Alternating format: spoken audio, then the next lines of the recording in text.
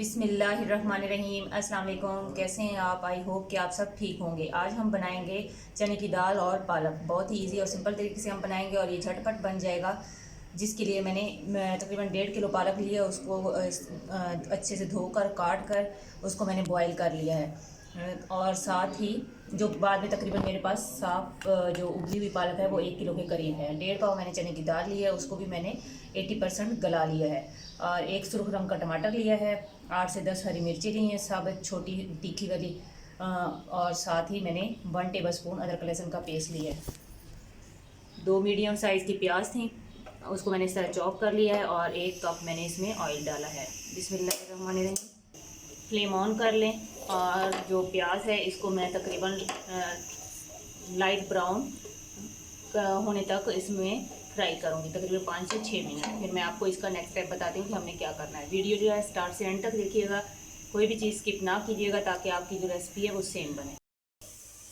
ये देखिए प्याज जो है हमारा लाइट सा ब्राउन हो गया है, हमने इसको ज़्यादा ब्राउन नहीं करना। अब इस स्टेज पर हम इसमें डालेंगे अदरक लहसुन का पेस्ट। बिस्मिल्लाहिर्रहमानिर्रहीम।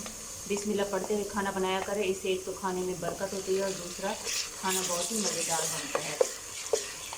तो इसको हम तकरीबन 2 मिनट के लिए अच्छे से भूनेंगे। 2 मिनट तकरीबन हो चुके हैं। अब इसमें टमाटर ऐड कर देंगे। बिस्मिल्लाहिर्रहमानिर्रहीम। टमाटर मैंने ऐड कर दिया और साथ ही मैं इसमें नमक ऐड कर दूंगी ताकि हमारा टमाटर जो है वो जल्दी से सॉफ्ट हो जाए। मैंने 1.5 टीस्पून इसमें नमक ऐड किया है। फ्लेम जो है स्लो कर लें। ये देखिए टमाटर हमारा अच्छे से गल चुका है। अब हम इसमें बाकी की स्पाइसेस डालेंगे। बिस्मिल्लाहिर्रहमानिर्रहीम। 1.5 टेबल स्पून ही मैंने इसमें सूरख मिर्च पाउडर ऐड कर दिया है। 1 टेबल स्पून मैंने इसमें धनिया पाउडर ऐड किया है। 1 टीस्पून इसमें मैंने हल्दी पाउडर ऐड कर दिया है। आप जो है स्पाइसेस अपने टेस्ट के हिसाब से कम या ज़्यादा भी कर सकते हैं। और अब इसमें थोड़ा सा पानी ऐड कर दें ताकि हमारा मसाला जो है वो जले नहीं। अब मिर्ची इसमें ऐड कर दें और साथ ही हम इसमें पालक ऐड कर देंगे। बिस्मिल्लाहिर्रहमानिर्रहीम। पालक जो हमारे पास बॉईल हुई हुई है, इसको हम तकरीबन 5 से 6 मिनट जो है मसाले में अच्छे से भूनेंगे। फिर हम आपको बताते हैं कि हमने नेक्स्ट स्टेप क्या करना है। अच्छे से इसको मैंने मिक्स कर लिया है। अब 4 से 5 मिनट मैं इसको ढक कर छोड़ दूँगी।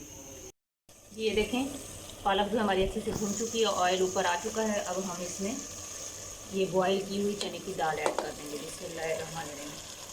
अगर आपकी चने की दाल और पालक पहले से बॉयल होगा तो आपका ये सालन जो है बहुत ही झटपट बन जाएगा और ये आपको ज़्यादा टाइम नहीं लगेगा बनाने में। बिस्मिल्लाहिर्रहमानिर्रहीम। अच्छे से इसको मिक्स कर लें। आपने आलू पालक तो बहुत खाया होगा, अब चने की दाल और पालक बनाएं और खाएं और एंजॉय करें, घर वालों को भी खुश कर दें।